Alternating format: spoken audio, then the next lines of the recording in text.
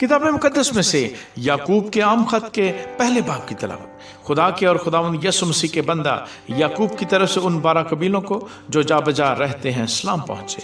ऐ मेरे भाइयों, जब तुम तरह तरह की आजमाइशों में पड़ो तो इसको ये जानकर कमाल खुशी की बात समझना कि तुम्हारे ईमान की आजमाइश सब्र पैदा करती है, और सब्र को अपना पूरा काम करने दो ताकि तुम पूरे और कामिल हो जाओ और तुम में किसी बात की कमी न रहे। लेकिन अगर तुम में से किसी में हिकमत की कमी हो तो खुदा से मांगे जो बगैर मलामत किए सबको फयाजी के साथ देता है, उसको दी जाएगी, मगर ईमान से मांगे और कुछ शक ना करे, क्योंकि शक करने वाला समंदर की लहर की मानद होता है जो हवा से बहती और उछलती है। ऐसा आदमी ये न समझे कि मुझे खुदावंद से कुछ मिलेगा। वो शख्स दो दिला है और अपनी सब बातों में बेक़याम। अदना भाई अपने आला मर्तबे का फख्र करे और दौलतमंद अपनी अदना हालत पर, इसलिए कि घास के फूल की तरह जाता रहेगा, क्योंकि सूरज निकलते ही सख्त धूप पड़ती और घास को सुखा देती है और उसका फूल गिर जाता है और उसकी खूबसूरती जाती रहती है। इसी तरह दौलतमंद भी अपनी राह पर चलते चलते खाक में मिल जाएगा।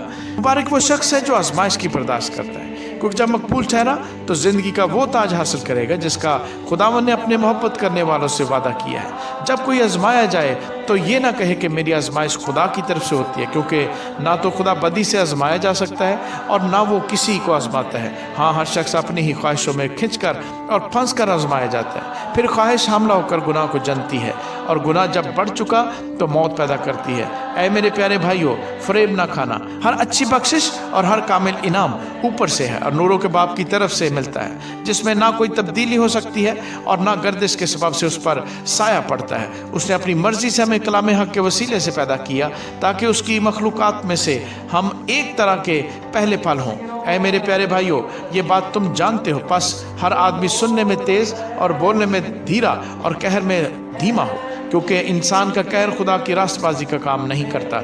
इसी के सारी निजासत और बदी के फजले को दूर करके उस कलाम को हलीमी से कबूल कर लो जो दिल में बोया गया और तुम्हारी रूहों को निजात दे सकता है। लेकिन कलाम पर अमल करने वाले बनो, ना कि महज सुनने वाले जो अपने आप को धोखा देते हैं, क्योंकि जो कोई कलाम का सुनने वाला हो और उस पर अमल करने वाला ना हो वो उस शख्स की मानद है जो अपनी कुदरती सूरत आईने में देखता है, इसलिए कि वो अपने आप को देख कर चला जाता और फौरन भूल जाता है कि मैं कैसा था। लेकिन जो शख्स आज़ादी की कामिल शरीयत पर गौर से नज़र करता रहता है वो अपने काम में इसलिए बरकत पाएगा कि सुनकर भूलता नहीं बल्कि अमल करता है। अगर कोई अपने आप को दीनदार समझे और अपनी ज़ुबान को लगाम ना दे बल्कि अपने दिल को धोखा दे तो उसकी दीनदारी बातिल है। हमारे खुदा और बाप के नज़दीक के खालिस और बेऐब दीनदारी ये है कि यतीमों और बेवाओं की मुसीबत के वक्त उनकी खबर लें और अपने आप को दुनिया से बेदाग रखें। आमीन। किताब मुकद्दस में से याकूब के आम खत के दूसरे बाब की तलावत। ऐ मेरे भाइयों, हमारे खुदावंद जुलजलाल यीशु मसीह का ईमान तुम में तरफदारी के साथ ना हो, क्योंकि अगर एक शख्स तो सोने की अंगूठी और उम्दा पोशाक पहने हुए तुम्हारी जमात में आए और एक गरीब आदमी मैले कुचाले कपड़े पहने हुए आए और तुम उस उम्दा पोशाक वाले का लिहाज करके कहो कि तू यहाँ अच्छी जगह बैठ, और उस गरीब शख्स से कहो कि तू वहाँ खड़ा रह या मेरे पाँव की चौकी के पास बैठ, तो क्या तुमने आपस में तरफदारी न की और बदनीयत मुनसिफ न बने?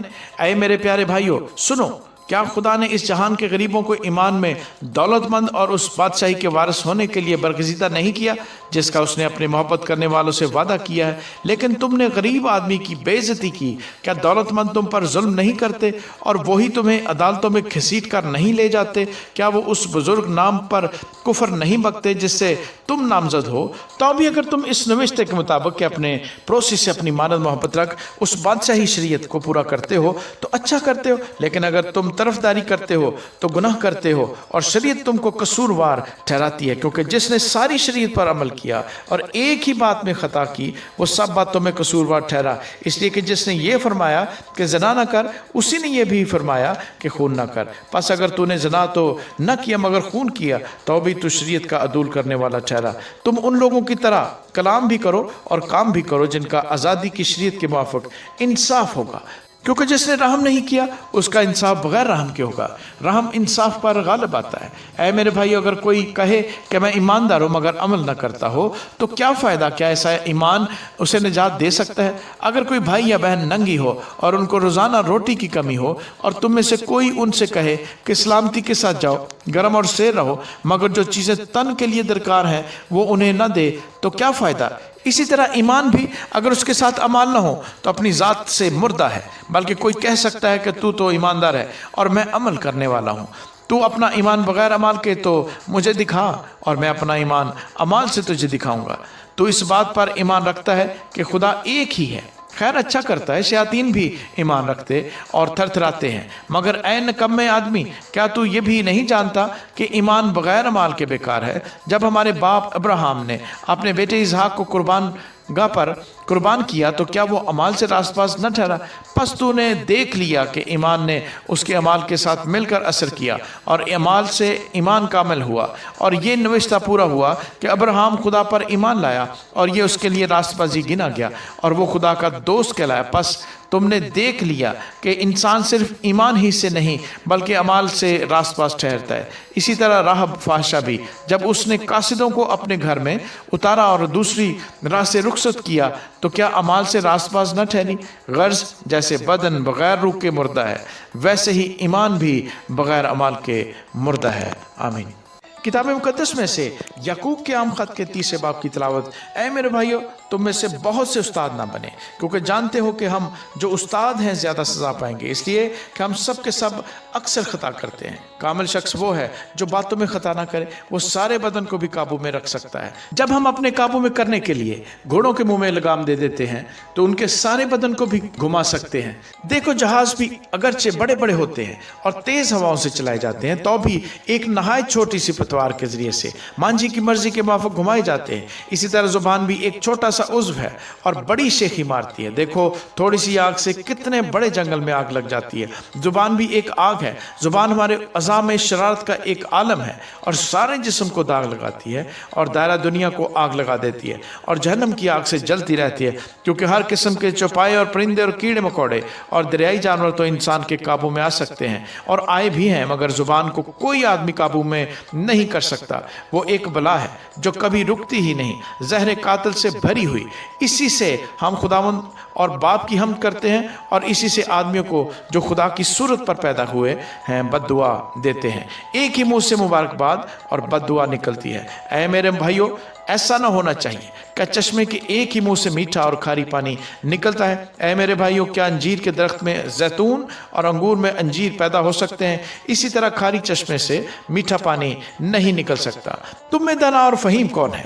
جو ایسا ہو وہ اپنے کاموں کو نیک چال چلن کے وسیلے سے اس علم کے ساتھ ظاہر کرے جو حکمت سے پیدا ہوتا ہے۔ لیکن اگر تم اپنے دل میں سخت حسد اور تفرقے رکھتے ہو تو حق کے خلاف نہ شیخی مارو نہ جھوٹ بولو۔ یہ حکمت وہ نہیں جو اوپر سے اترتی ہے، بلکہ دونوی اور نفسانی اور شیطانی ہے۔ اس لیے کہ جہاں حسد اور تفرقہ ہوتا ہے وہاں فساد اور ہر طرح کا برا کام بھی ہوتا ہے، مگر جو حکمت اوپر سے آتی ہے اول تو وہ پاک ہوتی ہے، پھر ملنسار، حلیم اور تربیت پذیر، رحم اور اچھے پھلوں سے لدی ہوئی، بے طرفدار اور بے ریا ہوتی ہے، اور صلح کرانے والوں کے لیے راست بازی کا پھل صلح کے ساتھ بویا جاتا ہے۔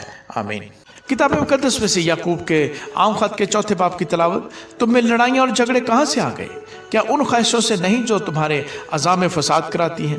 تم خواہش کرتے ہو اور تمہیں ملتا نہیں، خون اور حسد کرتے ہو اور کچھ حاصل نہیں کر سکتے۔ تم جھگڑتے اور لڑتے ہو، تمہیں اس لیے نہیں ملتا کہ مانگتے نہیں۔ تم مانگتے ہو اور پاتے نہیں، اس لیے کہ بری نیت سے مانگتے ہو تاکہ اپنی عیش و عشرت میں خرچ کرو۔ اے زنا کرنے والیو، کیا تمہیں نہیں معلوم کہ دنیا سے دوستی رکھنا خدا سے دشمنی کرنا ہے؟ پس جو کوئی دنیا کا دوست بننا چاہتا ہے وہ اپنے آپ کو خدا کا دشمن بناتا ہے۔ کیا تم یہ سمجھتے ہو کہ کتاب مقدس بے فائدہ کہتی ہے؟ جس روح کو اس نے ہمارے اندر بسایا ہے، کیا وہ ایسی آرزو کرتی ہے جس کا انجام حسد ہو؟ وہ تو زیادہ توفیق بخشتا ہے۔ اسی لیے آیا ہے کہ خدا مغروروں کا مقابلہ کرتا ہے مگر فروتنوں کو توفیق بخشتا ہے۔ پس خدا کے تابع ہو جاؤ اور ابلیس کا مقابلہ کرو تو وہ تم سے بھاگ جائے گا۔ خدا کے نزدیک جاؤ تو وہ تمہارے نزدیک آئے گا۔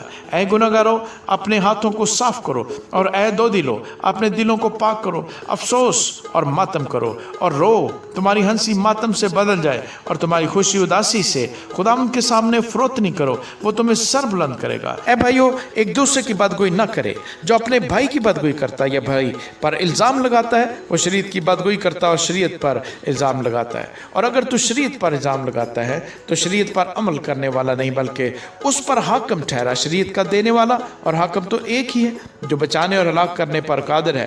तू कौन है जो अपने पड़ोसी पर इल्ज़ाम लगाता है? तुम जो ये कहते हो कि हम आज या कल फलां शहर में जाकर वहाँ 1 बरस ठहरेंगे और सौदागरी करके नफ़ा उठाएंगे, और ये जानते नहीं कि कल क्या होगा।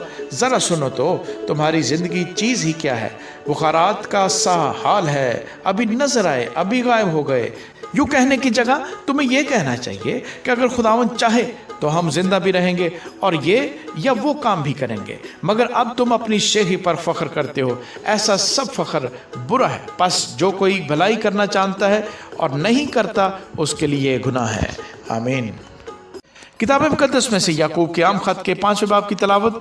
आए दौलतमंदो, जरा सुनो तो, तुम अपनी मुसीबतों पर जो आने वाली हैं रो और वावेला करो। तुम्हारा माल बिगड़ गया और तुम्हारी पोशाकों को कीड़ा खा गया। तुम्हारे सोने चांदी को जंग लग गया और वो जंग तुम पर गवाही देगा और आग की तरह तुम्हारा गोश्त खाएगा।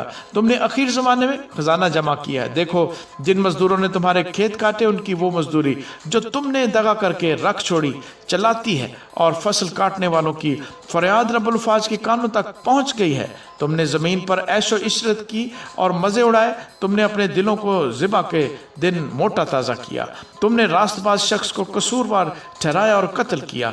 वो तुम्हारा मुकाबला नहीं करता। बस ए भाइयों, खुदावंद की आमद तक सब्र करो। देखो, किसान ज़मीन की कीमती पैदावार के इंतज़ार में पहले और पिछले महीने के बरसने तक सब्र करता रहता है। तुम भी सब्र करो और अपने दिलों को मजबूत रखो, क्योंकि खुदावंद की आमद करीब है। ऐ भाइयों, एक दूसरे की शिकायत न करो ताकि तुम सजा ना पाओ। देखो, मुंसिफ दरवाजे पर खड़ा है। ऐ भाइयों, जिन नबियों ने खुदावंद के नाम से कलाम किया, उनको दुख उठाने और सब्र करने का नमूना समझो। देखो, सब्र करने वालों को हम मुबारक कहते हैं। तुमने अयूब के सब्र का हाल तो सुना ही है, और खुदावंद की तरफ से जो उसका अंजाम हुआ उससे भी मालूम कर लिया, जिससे खुदावंद का बहुत तरस और रहम ज़ाहिर होता है। मगर ऐ मेरे भाइयों, सबसे बढ़कर यह है कि कसम ना खाओ, ना आसमान की, ना ज़मीन की, ना किसी और चीज़ की, बल्कि हाँ की जगह हाँ करो और नहीं की जगह नहीं, ताकि सजा के लायक ना ठहरो। अगर तुम में कोई मुसीबत ज़्यादा हो तो दुआ करे। अगर खुश हो तो हम के गीत गाए। अगर तुम में कोई बीमार हो तो कलीसिया के बुजुर्गों को बुलाए और वो खुदावंद के नाम से उसको तेल मलकर उसके लिए दुआ करें। जो दुआ ईमान के साथ होगी उसके बायस बीमार बच जाएगा और खुदावंद उससे बिठा खड़ा करेगा, और अगर उसने गुनाह किए हो तो उनकी भी माफ़ी हो जाएगी। बस तुम आपस में एक दूसरे से अपने अपने गुनाहों का इकरार करो और एक दूसरे के लिए दुआ करो ताकि शिफा पाओ। रास्तबाज की दुआ के असर से बहुत कुछ हो सकता है। एलिया हमारा हम तबीयत इंसान था। उसने बड़े जोर से दुआ की कि मींह न बरसे। चुनाचे 3.5 बरस तक जमीन पर मींह न बरसा। फिर उसने दुआ की तो आसमान से पानी बरसा और जमीन में पैदावार हुई। ऐ मेरे भाइयों, अगर तुम में कोई राह हक से गुमराह हो जाए और कोई उसको फेर लाए, तो वो ये जान ले कि जो कोई किसी गुनहगार को उसकी गुमराही से फेर लाएगा, वो एक जान को मौत से बचाएगा और बहुत से गुनाहों पर पर्दा डाल लेगा। आमीन।